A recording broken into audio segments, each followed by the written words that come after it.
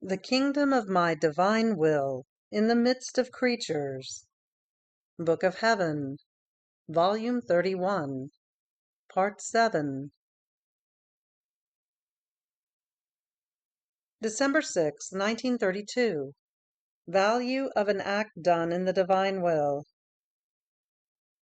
How the creature becomes powerful over all, and is the only all-doer who moves everything to make her Creator loved.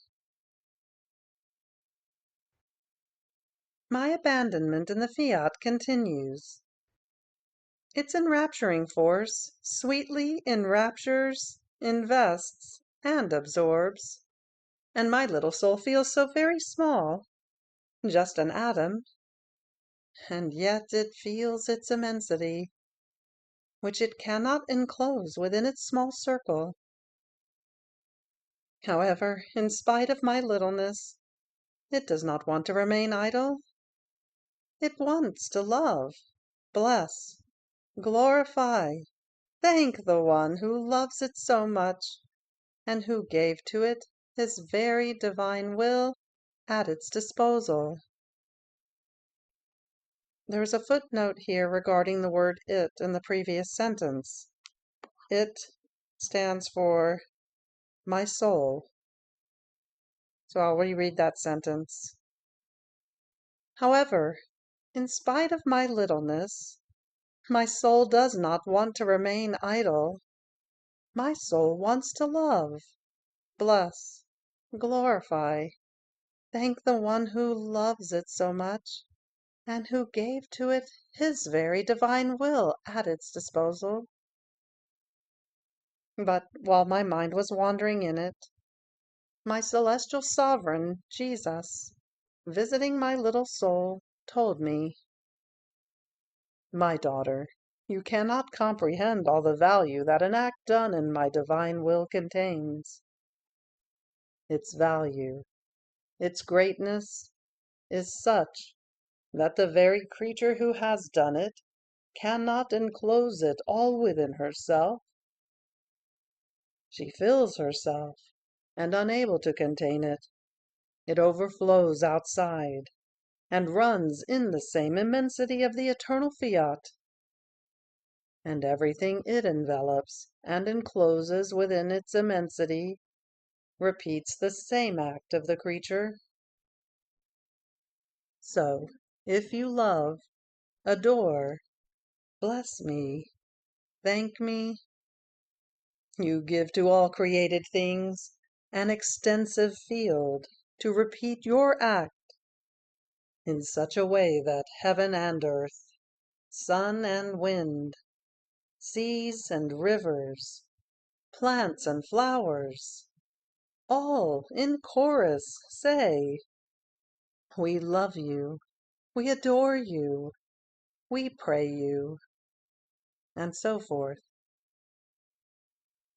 It is like an echo that resounds in everything and in every one, and with its investing force, which my will possesses, it absorbs all things, and makes them undergo the same act that the creature has done in my will. And oh, what a sweet surprise! What marvelous enchantment! An act rules over everything, and makes all repeat its act. This small atom that enters into my will becomes powerful over all, and sweetly feeds everyone its same act, to make its Creator loved. Therefore, our Supreme Being feels that the creature who enters into our will moves everything, makes her voice flow in all things, and, not wanting to be alone, she invests, rules, and makes all things that are invested by the Fiat say what she wants. Does she want to love? She makes all things say love. Does she want to adore, bless, All then offer themselves to adore and to bless. In sum, she is the commandant over all creation, and we let her do. It is our own will that wants her to do that, and its own power, its own empire, with which she has been invested. And we delight so much in seeing the littleness of the creature flowing within our immensity. And we feel the company of the creature, because to keep us company means to recognize us as already present with her, to recognize the act that she does, its value, so that she can tell us how much she loves us. Because the more she knows that her act is great, the more she gives us. And the more we feel loved, the more we love her. So she is the only one who comes from the earth to break our solitude. She is the only all-doer who wants to move all things in order to make us loved, blessed, thanked. It is true that the other creatures are there in our divine will, but not knowing that we are with them, or for who it is that they operate, or the value of their works, they live like strangers, and as though apart from us. And this is a great sorrow for us, to have children, to keep them in our home, that is, in our will, as if we did not have them, and without their recognizing the one who gives them life and loves them so much.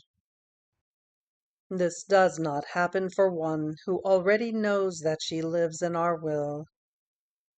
We know each other. We live like children and father. Even more, she lives in us, and we in her, and we form one single will. Fiat. December 16th, 1932. How good makes glory arise by nature, and makes itself the narrator of the one who did it. How in each I love you, there is a triumph of Jesus, and how, in order to be loved, he hiddenly puts his love in it. My abandonment in the divine volition continues, though under the nightmare of the repeated privations on my beloved Jesus.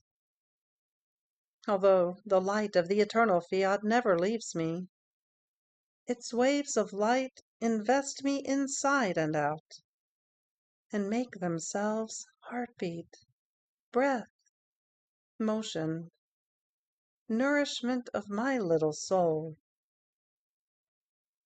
Ah, if it wasn't for the divine will, which as life takes the place of everything, and even of Jesus himself, within one blow my life would end, and that same light would take me to heaven. But alas, I was saying to myself, how long my exile is?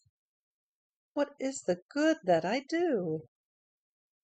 And even if I did it, how great at all is the good that I could possibly do? But while I was thinking of this, my dear life, sweet Jesus, repeating his short little visit, told me, "My daughter, courage! My will is consuming you within its light, to form in you its divine copy, and its jealousy is so great that it does not cease for one instant to send you light, so as to give you no time to do your will, but always mine. And besides, how great at all is the good? Indeed, Everything is in the operating good. It is the substance of sanctity, and the sun that shines by means of its holy words, works, and steps in the midst of creatures, such that, while it gives light to itself and warms it, it gives light and warms whomever is around it. Good produces everlasting glory, both on earth and in heaven. Who can ever take away the glory of the good that one has done? No one, neither God nor creatures. Even more, in the good act from within it, as though by nature, arises the glory which that same act contains. So much so, that many times creatures are forgotten, but the good that was done remains as life in their midst, and it is not easy to forget it. Therefore, each good done sings the glory, and makes itself the narrator of the one who did it. So, if you did even just one good act in remaining alive, all eternity would sing to you a greater glory. Then I was continuing my round in the divine volition, according to my usual way. I was animating all created things with my little I love you, and I wanted to leave it impressed in all things, so that it would make itself voice, and would ask for the kingdom of the divine will upon earth. And blessed Jesus, surprising me again, added, "My little daughter of my will, you must know that my yearning, my delirium for wanting to love and be loved by creatures, is so great, that hiddenly, without letting myself be noticed, I put a dose of my love in the depth of their souls, according to their dispositions. So do I add the dose, and feeling my love within them, they tell me with the heart, I love you, I love you." In feeling myself loved, I triumph in the love of the creature. So in each I love you of hers, it is a triumph that I make. And although I myself hiddenly put it there, I disregard the fact that it was an artifice of mine in order to make myself loved, but rather I look at the fact that it has passed through her channel, that is, through her will, through her voice, and I feel my gaze wounded as though by love that comes to me from the creature. So each I love you of yours is one more triumph that you make your Jesus have. And as you try to cover heaven and earth, things animate and inanimate, with your I love you, I look at everything as strewn with the beauty of the love of the creature, and remaining enraptured, I say with all the emphasis of my love, ah yes, how happy I am! I am loved at last. And while I triumph in her love, she triumphs in mine." Having said this, he remained silent, and the ardor of his love was so great, that as though fainting, he looked for rest in my arms. And then, as though reinvigorated, he repeated with emphasis, yet stronger, "Dearest daughter of mine, you must know that what I want, and interests me the most, is that I want to make known that I love the creature. I want to say at the ear of each heart, "Child, I love you." And I would be content if I heard him answer to me with my own refrain, "Jesus, I love you." I feel the irresistible need to love and to be loved. Oh, how many times I remain suffocated in my love, because while I love, not feeling that they love me, my love finds no outlet, and I remain drowned in my own love. Here is why, then, I love so much your "I love you." As you pronounce it, it takes the form of a little refreshing flame, which, coming into my great fire of love, brings me refreshment, and spreading like beneficial dew over the flames that burn me, it brings calm to my love, to my deliriums, to my loving yearnings. Because if I am loved, I can give my own. And as I am able to give my own, my love pours itself out. My daughter, heaven and earth are filled and swollen with my love. There is not one point in which my love does not feel the need to overflow, so as to unswell and run in search of hearts, to tell them its little word, "Child, I love you. I love you very much." And you, tell me that you love me. And it is all ears to hear whether the creature says to it that she loves it. If this is affirmed to it, it feels its love reassured in her, and takes its sweet rest in her. But if it is not affirmed to it, it runs, it goes around heaven and earth, nor does it stop if it does not find someone who tells it that he loves it. Now each "I love you" of the creature is an outpouring for my love, and entering into it, it becomes incorporated in my own love, and has the virtue of cutting through it, while it remains whole as it is, and forming as though fissures, it forms the ways in order to let my love pour itself out.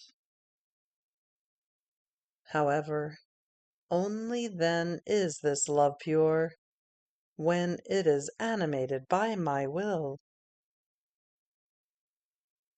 Do you see, then, what the long sing-song of your "I love you" is?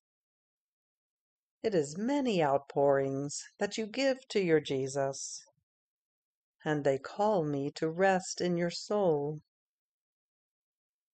Therefore, I want you to always tell me your "I love you." I want to see it in all the things I have done for you. I want to hear it always, always. And when you don't say it to me, sighing, I say, "Alas, not even the little daughter of my will gives me the continuous outpouring of being able to pour myself out in her little love." And I remain all afflicted, and I await your little refrain, "I love you, I love you." Love me, my daughter, love me. Have pity on my wounded heart that yearns, longs, raves. And yearning, I ask you for love. and longing, I embrace you. I clasp you so very tightly to my heart to let you feel how I burn with love, so that, feeling my flames, you may be moved to pity for me and love me. Oh, please, make me content. Love me. When I am not loved, I feel misfortuned in my love, and therefore I come to deliriums. And when a pitying heart is moved to pity for me and loves me, I feel my misfortune being changed into happiness. And then each I love you of yours is nothing other than a little piece of wood that you cast into the immense ocean of my love, by which, as it converts into a little flame, you increase by one more degree of love for your passionate Jesus. Fiat. December 21st, 1932. Exchange of gifts of wills between God and the soul. Continuous rebirth in the divine life. Bond of marriage. Feast of all. How the divine will keeps the creature under siege. I feel like a little girl in the arms of the divine will. Oh, how true it seems to me that I am the little newborn, such that, while I am about to be born, by another of its acts of divine will that pours upon me, or another of its knowledges that it manifests to me, I am reborn again in that act and in that knowledge, as though to a new life in its divine will, which before then I did not have in my power, nor did I even know it. And in the act of receiving it, there is a footnote here with regards to the word it meaning the new act or the new knowledge. Beginning again. And in the act of receiving it, the new act or the new knowledge, I feel reborn again. But while I am being reborn, it gives me yet another of its acts. It invests me with another of its knowledges, and I am always in act of being reborn.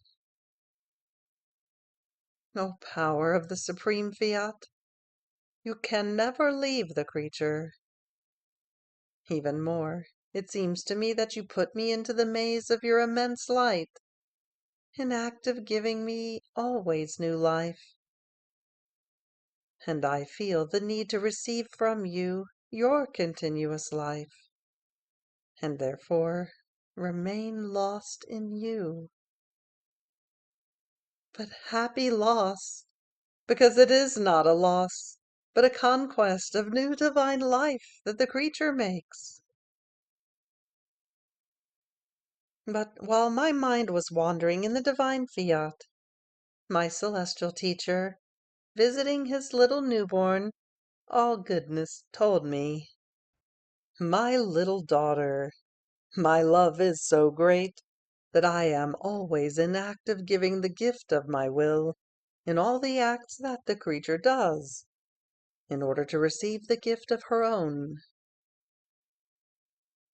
I am the first to give her the gift of mine, and I remain on the lookout to see when the creature is about to do an act, so as to give her the gift of my will in her act, so that, in view of the great gift that I give her, she may give me the little gift of her will. Now, with this gift of mine, my will that I keep giving in all the acts of the creature, she receives a new act of divine life, and I make her reborn in that new act that I give her, and she feels the new divine life that she acquires. And as she is about to be formed in that divine life, I do not wait, but immediately I give her again the gift of my will. And so I keep alternating the life of the creature, by giving my gift and by wanting to receive her own, that she may feel the growth and the continuous rebirth of her life in the divine life. Now, this gift that I give her is so great, that as I am about to give it, the heavens are stupefied, and reverent, they lower themselves to adore a gift so great, and they extol their Creator for such great liberality, and they all come to attention to be spectators of how this gift unfolds in the act of the creature. And when they see the new rebirth that she has in the divine life, they tremble in seeing the great portent, her being reborn to new divine life, for as many times as she is given this gift of my will. And oh, how they thank me for such great goodness of mine, because all feel happier in seeing this gift of my will operating in the act of the creature. It can be said that in this exchange of wills, in these reciprocal gifts on both sides, a marriage takes place between the soul and God, a repeated marriage, always new. And when there is a marriage, all make feast to the new spouses, and sing the praises of their Creator, because with this gift of my Fiat, it is not just the gift that I give, but together with the gift, I give my life, which forms the bond of inseparability, in which lies the substance of the true marriage between the human and the divine. And oh, the highest ingratitude of one who does not receive the gift of my will in her act, especially in seeing my cares that I want to give it. I plead, I supplicate, for them to receive it, and many times I industriate myself in order to procure new incidents, unexpected circumstances, so as to have new occasions to be able to give more often my gift of the Fiat. And when I see that they do not accept it, I feel my industries of love changed into sorrow, and I could say that the heavens cry together with me, because when this gift of my will acts in the act of the creature, the heavens are engaged together with it, and all feel either the feast if it is accepted, or the sorrow if it is rejected. Therefore, be attentive. I want nothing other in your little acts, in everything you do, if you pray, if you suffer, if you work, in everything, than the continuous exchange, your taking the gift of my will and giving me your own. Oh, how happy you will make me! I shall be all eyes over your act, that it may have all the requisites of an act worthy of my divine will. Then I was feeling all invested with divine volition. I felt it palpitating in my little soul. Its celestial and balsamic air formed heaven in me, and I experienced the happiness of up there. Or rather, I felt happier than the celestial citizens, because they do not have a gift of act of divine will, as conquest, as new rebirth in God, but have the gift of it only for being happy and beatified, but not as conquest. I, on the other hand, can make new conquests and can enclose in my act a divine will operating. But while my mind was making nonsense, sweet Jesus, surprising me, added, "Blessed daughter, I want to tell you the reason why I want the creature to receive the gift of my will in all her acts, and to give me her own, time after time. Because if in one act there is this exchange, and in another act there isn't, in the act where there is no exchange, a void is formed in the soul, and this void is filled with miseries, with weaknesses, with passions. With this, the divine life remains broken and as though detached within her. Therefore, the true rebirths cannot take place, because the nourishment, the raw material of the continuous act of my fiat that forms these new rebirths in God, would be missing. More so, since it alone possesses and forms the continuous act. Therefore, without its continuous act, it is impossible to receive such great gifts and goods as to astonish heaven and earth."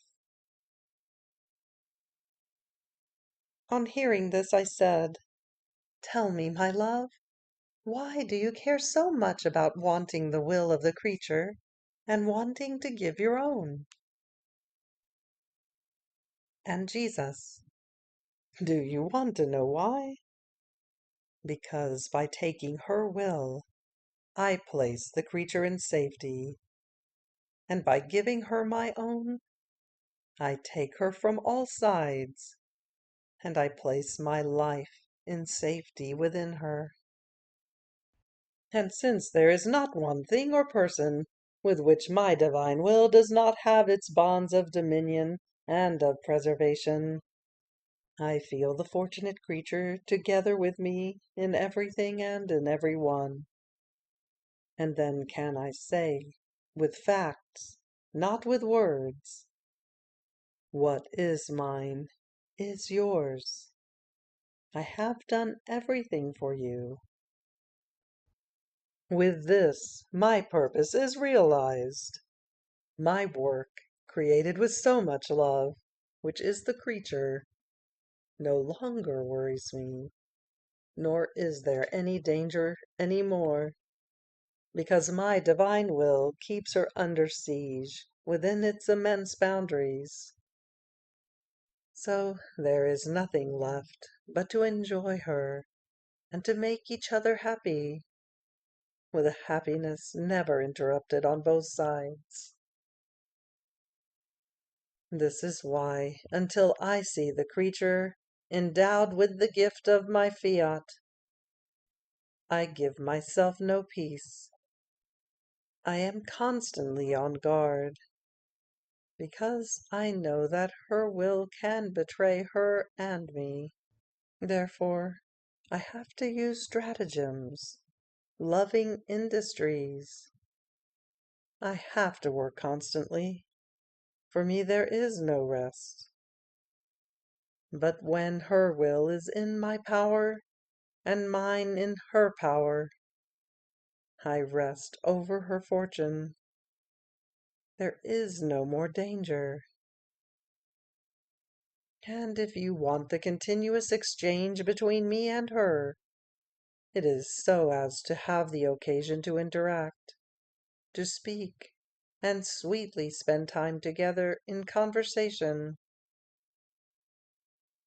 And since I want to always give her of my own, I use the pretext of wanting hers in exchange, in order to give her my will again. But hers was already mine, and mine was already hers. Only by giving it again, I increase new divine life and more surprising graces.